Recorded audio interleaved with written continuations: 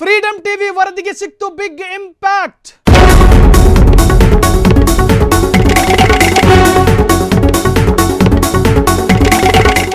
ನಿರಂತರವಾಗಿ ವಿಜಯನಗರ ಜಿಲ್ಲೆಯಲ್ಲಿ ಶುರುವಾಗಿದ್ದಂತಹ ಹಾಹಾಕಾರದ ಬಗ್ಗೆ ಫ್ರೀಡಂ ಟಿವಿ ವರದಿ ಮಾಡಿತ್ತು. ವರದಿ ಮಾಡಿದ ಬೆನ್ನಲ್ಲೇ ಜಿಲ್ಲಾಧಿಕಾರಿ ಎಚ್ಚೆತ್ತುಕೊಂಡಿದ್ದಾರೆ. ನಮ್ಮ ವರದಿಗೆ ಸಿಕ್ತು ಬಿಗ್ ಇಂಪ್ಯಾಕ್ಟ್. ಫ್ರೀಡಂ ಟಿವಿ ವರದಿಗೆ ಸಿಕ್ತು ಬಿಗ್ ಇಂಪ್ಯಾಕ್ಟ್. ನಿರಂತರ ವರದಿಗೆ ಸ್ಪಂದಿಸಿದ ಜಿಲ್ಲಾಧಿಕಾರಿ ದಾಹಕ್ಕೆ ಪರಿಹಾರ ಸಿಕ್ಕೇ ಬಿಡ್ತು.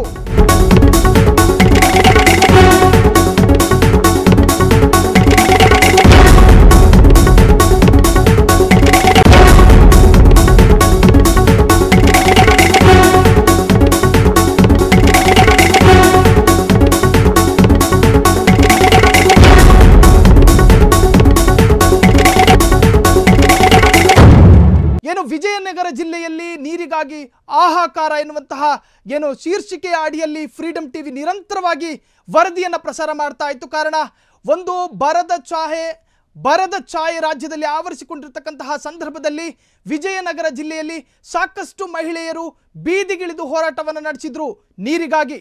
ಈ ಬಗ್ಗೆ ನಿರಂತರವಾಗಿ ಫ್ರೀಡಂ ಟಿವಿ ವರದಿ ಮಾಡ್ತಾ ಇತ್ತು. ವರದಿ ಪ್ರಸಾರವಾದ ಬೆನ್ನಲ್ಲೇ ಸಿಕ್ತು ಪರಿಹಾರ. ಇದು ಫ್ರೀಡಂ ಟಿವಿಗೆ ಸಿಕ್ಕ ಬಿಗ್ ಇಂಪ್ಯಾಕ್ಟ್. ಈ ವರದಿಗೆ ಜಿಲ್ಲಾಡಳಿತ ಸ್ಪಂದಿಸಿದೆ. ಜನರಿಗೆ ಕುಡಿಯುವ ನೀರಿಗಾಗಿ ಭದ್ರಾ ಜಲಾಶಯದಿಂದ 2 TMC ನೀರು ಬಿಡುಗಡೆಗೆ ಸರ್ಕಾರ ಒಪ್ಪಿಗೆ ನೀಡಿದ್ದು, ವಿಜಯನಗರ ಜಿಲ್ಲಾಧಿಕಾರಿ MS ದಿವಾಕರ್, ಕೂಡ್ಲಿಗಿ ಶಾಸಕ ಡಾಕ್ಟರ್ NT ಶ್ರೀನಿವಾಸ್ ಅವರಿಬ್ಬರ ಮನವಿಯ ಮೇರೆಗೆ 2 TMC ನೀರು ಬಿಡುಗಡೆಗೆ ಒಪ್ಪಿಗೆ ಸೂಚಿಸಿದ್ದು, ಒಟ್ಟಾರೆ 600ಕ್ಕೂ ಹೆಚ್ಚು ಹಳ್ಳಿಗಳಿಗೆ ಈ ನೀರು ಕುಡಿಯೋದಕ್ಕೆ ಸರಬರಾಜು ಮಾಡಲಾಗುವುದು ಎನ್ನುವಂತಹ ಭರವಸೆಯೂ ಕೂಡ ಸಿಕ್ಕಿದೆ. ಸಿಂಗಟಾಲೂರು ಬ್ಯಾರೇಜ್ನಿಂದ ಮತ್ತೆ ಗದಗ ಹಾಗೂ ಹಾವೇರಿ ಜಿಲ್ಲೆಯ ಜನರಿಗೂ ಕೂಡ ಈ ನೀರು ದೊರಕುವಂತಹ ಸಾಧ್ಯತೆ ಮತ್ತು ಇದನ್ನು ಬಳಸಬಹುದು ಎನ್ನುವಂತಹ ಭರವಸೆ ಸಿಕ್ಕಿರ್ತಕ್ಕಂತಹದ್ದು. ಇನ್ನು ಹೊಸಪೇಟೆ ಪಟ್ಟಣಕ್ಕೆ 1.5 TMC ನೀರು ಕುಡಿಯೋದಕ್ಕೆ ಮೀಸಲಿಡಲಾಗಿದೆ. ಯಾವುದೇ ಸಮಸ್ಯೆಯಾಗೋದಿಲ್ಲ, ಕುಡಿಯುವ ನೀರಿಗೆ ನಮಗೆ ತೊಂದರೆ ಇಲ್ಲದ ಹಾಗೆ ನಾವು ಕ್ರಮವನ್ನು ವಹಿಸ್ತೇವೆ ಅಂತ ಖುದ್ದು ಜಿಲ್ಲಾಧಿಕಾರಿ ಭರವಸೆಯನ್ನು ಕೊಟ್ಟಿರ್ತಕ್ಕಂತಹದ್ದು. ಫ್ರೀಡಂ ಟಿವಿಯ ನಿರಂತರವಾದಂತಹ ವರದಿ ಪ್ರಸಾರವಾದ ಬೆನ್ನಲ್ಲೇ ಅಲ್ಲಿನ ಜಿಲ್ಲಾಧಿಕಾರಿ ಎಚ್ಚೆತ್ತುಕೊಂಡು ಈ ಒಂದು ಕ್ರಮವನ್ನು ಕೈಗೊಂಡಿರ್ತಕ್ಕಂತಹದ್ದು. ಇನ್ನು ವಿಜಯನಗರ ಜಿಲ್ಲೆಯ ಜಿಲ್ಲಾಧಿಕಾರಿ ಈ ಬಗ್ಗೆ ಮಾತನಾಡಿದ್ದಾರೆ. ಏನಂತ ಕೇಳ್ಕೊಬರೋಣ ಬನ್ನಿ. ವಿಜಯನಗರ ಜಿಲ್ಲೆಯಲ್ಲಿ ನಮಗೆ ಕುಡಿಯುವ ನೀರಿನ ಅವಶ್ಯಕತೆ ತುಂಬ ಇದೆ. ವಿಜಯನಗರ ಜಿಲ್ಲೆಯಲ್ಲಿ ಹೊಸಪೇಟೆಗೆ ಸಂಬಂಧಿಸಿದಂತೆ ಹೇಳೋದಾದರೆ ನಮಗೆ 0.15 TMC ನಮಗೆ ಈಗ ರಿಸರ್ವ್ ಮಾಡಲಾಗಿದೆ ನಮ್ಮ ತುಂಗಭದ್ರಾ ಬೋರ್ಡಿಂದ. ಅಷ್ಟು ನೀರು ಕೂಡ ನಮ್ಮಲ್ಲಿ ಡ್ಯಾಮ್ನಲ್ಲಿದೆ. ಆ ನೀರನ್ನು ಅವರು ನಮಗೆ ಜೂನ್ವರೆಗೆ ಕುಡಿಯೋ ನೀರಿಗಾಗಿ ಮೀಸಲಾಗಿಟ್ಟಿದ್ದಾರೆ ಮತ್ತು ಆ ನೀರನ್ನು ನಮಗೆ ಸರಿಯಾದ ಸಮಯದಲ್ಲಿ ಬಿಡ್ತೀವಿ ಅಂತ ಅವರು ನಮ್ಮ ತುಂಗಭದ್ರಾ ಬೋರ್ಡ್ನವರು ಒಪ್ಕೊಂಡಿದ್ದಾರೆ. ಹಾಗಾಗಿ ನಮಗೆ ಹೊಸಪೇಟೆಗೆ ಸಂಬಂಧಿಸಿದಂತೆ ಕುಡಿಯೋ ನೀರಿನ ತೊಂದರೆ ಇಲ್ಲ ಅಂತ ನಾವು ಅಂದ್ಕೊಂಡಿದ್ದೀವಿ. ಮುಂದುವರೆದು ನಮಗೆ ಹಗರಿಬೊಮ್ಮನಹಳ್ಳಿ, ಕೂಡ್ಲಿಗಿ, ಕೊಟ್ಟೂರು 3 ತಾಲೂಕುಗಳಿಗೆ ಬನ್ನಿಗುಳ ಜಲಾಶಯದಿಂದ ನಮಗೆ ನೀರು ಬೇಕಾಗುತ್ತೆ. ಬನ್ನಿಗುಳ ಜಾಕ್ವೆಲ್ಲಲ್ಲಿ ನೀರು ಸಂಪೂರ್ಣವಾಗಿ ನಿಂತಿದೆ. ಇದು ಡ್ಯಾಮ್ನಿಂದ ಸುಮಾರು 40 ಕಿಲೋಮೀಟರ್ ಹಿಂದೆ ಇದೆ. ಹಾಗಾಗಿ ನಮಗೆ ನದಿನಲ್ಲಿ ನೀರು ಬರ್ತಕ್ಕಂಥ ನೀರನ್ನು ನಾವು ಸಂಗ್ರಹಣೆ ಮಾಡಿ ಹಗರಿಬೊಮ್ಮನಹಳ್ಳಿ, ಕೂಡ್ಲಿಗೆ, ಕೊಟ್ಟೂರಿಗೆ ನಾವು ನೀರನ್ನು ಸರಬರಾಜು ಮಾಡ್ತಾಯಿದ್ವಿ. ಈಗ ಅಲ್ಲಿ ನೀರು ನಿಂತೋಗಿದೆ. ಮತ್ತು ಅದೇ ರೀತಿಯಾಗಿ ಹರಪನಹಳ್ಳಿ ಮತ್ತು ಹಡಗಲಿ ಅಲ್ಲಿಗೂ ಕೂಡ ನಾವು ಸಿಂಗಟಲ್ಲೂರು ಹಿಂಭಾಗದ ನೀರನ್ನು ನಾವು ನದಿ ನೀರನ್ನು ತೆಗೆದು ನಾವು ಜನಗಳಿಗೆ ನೀರು ಕೊಡ್ತಾಯಿದ್ವಿ. ಈಗ ಇತ್ತೀಚಿನ ದಿನಗಳಲ್ಲಿ ನದಿ ಸಂಪೂರ್ಣ ಬತ್ತಿ ಹೋಗಿರುವ ಕಾರಣ ಈ ಬಗ್ಗೆ ಅನೇಕ ಶಾಸಕರು ಮತ್ತು ಜಿಲ್ಲಾಡಳಿತದ ಪರವಾಗಿ ಸರ್ಕಾರವನ್ನು ನಾವು ಕೋರ್ಕೊಳ್ಳಲಾಗಿತ್ತು. ಅದರಂತೆ ನಮ್ಮ ಮೈಸೂರು ರೀಜನಲ್ ಕಮಿಷನರ್ ಅವ್ರ ಜೊತೆ ನಾವು ಅನೇಕ ಸಭೆಗಳನ್ನು ಮಾಡಿ ಎಲ್ಲ ಈ ಭದ್ರಾ ಜಲಾಶಯದ ಭಾಗದಲ್ಲಿ ಬರ್ತಕ್ಕಂಥ ಎಲ್ಲ ಜಿಲ್ಲಾಧಿಕಾರಿಗಳನ್ನು ಸಭೆಯನ್ನು ಮಾಡಲಾಗಿ ಈಗ ಅವರು ಭದ್ರಾ ಜಲಾಶಯದಿಂದ 2 TMCಯನ್ನು 29ನೇ ತಾರೀಕಿನಲ್ಲಿ ನಮಗೆ ಇಲ್ಲಿ ಬಿಡುಗಡೆ ಮಾಡಲಿಕ್ಕೆ ಸರ್ಕಾರ ಆದೇಶ ಮಾಡಿದ್ದಾರೆ. ಆ ನೀರು ನಮಗೆ ಸಿಂಗಟಲ್ಲೂರು ಬ್ಯಾರೇಜಿಗೆ ತಲುಪೋದಕ್ಕೆ ಸುಮಾರು 4ರಿಂದ 5 ದಿವಸ ಆಗ್ಬೋದು. ಆ ಸಿಂಗಟಲ್ಲೂರು ಬ್ಯಾರೇಜಿಗೆ ತಲುಪುವ ಸಮಯದಲ್ಲಿ ನಮಗೆ ಹರಪನಹಳ್ಳಿ ಮತ್ತು ಹಡಗಲಿಗೆ ಬೇಕಾದಂತಹ ನೀರು ನಮಗೆ ಲಭ್ಯವಾಗುತ್ತೆ.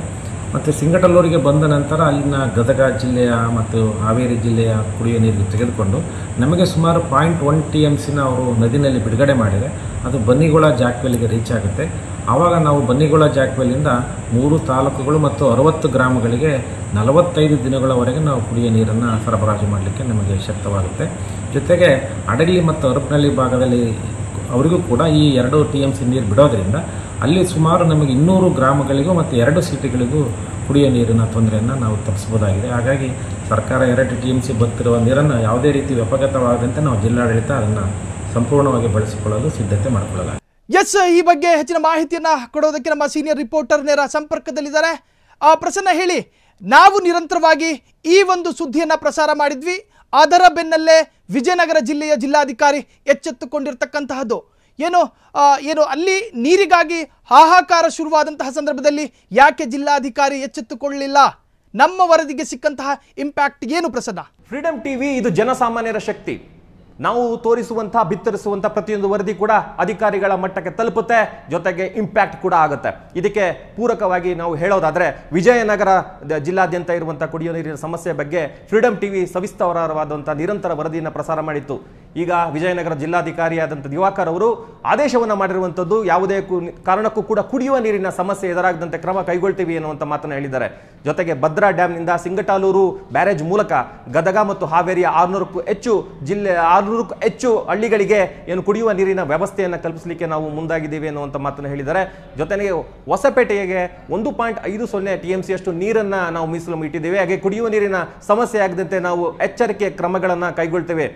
ಜೊತೆಗೆ ಯಾವುದೇ ಅಧಿಕಾರಿ ಈ ಒಂದು ಕುಡಿಯುವ ನೀರಿನ ಸಮಸ್ಯೆ ಆಗದಂತೆ ಎಚ್ಚೆತ್ತುಕೊಳ್ಳಬೇಕು ಮತ್ತು ಕ್ರಮ ಕೈಗೊಳ್ಳಬೇಕು, ಜನಸಾಮಾನ್ಯರ ಸಮಸ್ಯೆಗಳಿಗೆ ತಕ್ಷಣ ಸ್ಪಂದಿಸಬೇಕು ಎನ್ನುವಂಥ ಆದೇಶವನ್ನು ಈಗ ಜಿಲ್ಲಾಧಿಕಾರಿಗಳು ಹೊರಡಿಸಿರುವಂಥದ್ದು. ನಮ್ಮ ವರದಿಯ ಜೊತೆಗೆ ಕೂಡ್ಲಿಗಿ ಶಾಸಕರು ಕೂಡ ಇದಕ್ಕೆ ನೀರಿನ ಒಂದು ಸಮರ್ಪಕ ವ್ಯವಸ್ಥೆಯನ್ನು ಮಾಡಿಕೊಡ್ಬೇಕು ಎಂಬ ಒಂದು ಮನವಿಯನ್ನು ಮಾಡಿದರು. ಹಾಗಾಗಿ MLA ಶ್ರೀನಿವಾಸ್ ಅವರ ಒಂದು ಮನವಿಯನ್ನು ಕೂಡ ಸ್ಪಂದಿಸಿರುವಂಥದ್ದು. ಈಗ ಏನು ಜಿಲ್ಲಾದ್ಯಂತ ಇದ್ದ ಕುಡಿಯುವ ನೀರಿನ ಸಮಸ್ಯೆಗೆ ಒಂದು ಬ್ರೇಕ್ ಬಿದ್ದಿದೆ, ಜನಸಾಮಾನ್ಯರ ಒಂದು ಸಮಸ್ಯೆಗೆ ಈಗ ಅಂತ್ಯ ಒಂದು ಸಿಕ್ಕಿದೆ, ಒಂದು ಪರಿಹಾರ ಸಿಕ್ಕಿದೆ ಅಂತ ಹೇಳ್ಬೋದಾಗಿದೆ. ಸಾಹಿಲ್, ಈ ನೀರಿನ ಬಗ್ಗೆ ಸಾಕಷ್ಟು ದೂರುಗಳು ಕೂಡ ಫ್ರೀಡಂ ಟಿವಿಗೆ ಕೇಳಿ ಬಂದಿತ್ತು. ಅದರ ಆಧಾರದ ಮೇಲೆ ನಿರಂತರವಾಗಿ ಫ್ರೀಡಂ ಟಿವಿ ಸುದ್ದಿಯನ್ನ ಪ್ರಸಾರ ಮಾಡಿತ್ತು. ಅದರ ಬೆನ್ನಲ್ಲೇ ಜಿಲ್ಲಾಧಿಕಾರಿ ಎಚ್ಚೆತ್ತುಕೊಂಡು ಈಗ ಆ ಒಂದು ಸಮಸ್ಯೆಗೆ ಪರಿಹಾರ ಕೊಟ್ಟಿರ್ತಕ್ಕಂತಹದ್ದು. ತಮ್ಮೆಲ್ಲ ಮಾಹಿತಿಗೆ ಧನ್ಯವಾದಗಳು ಪ್ರಸನ್ನ.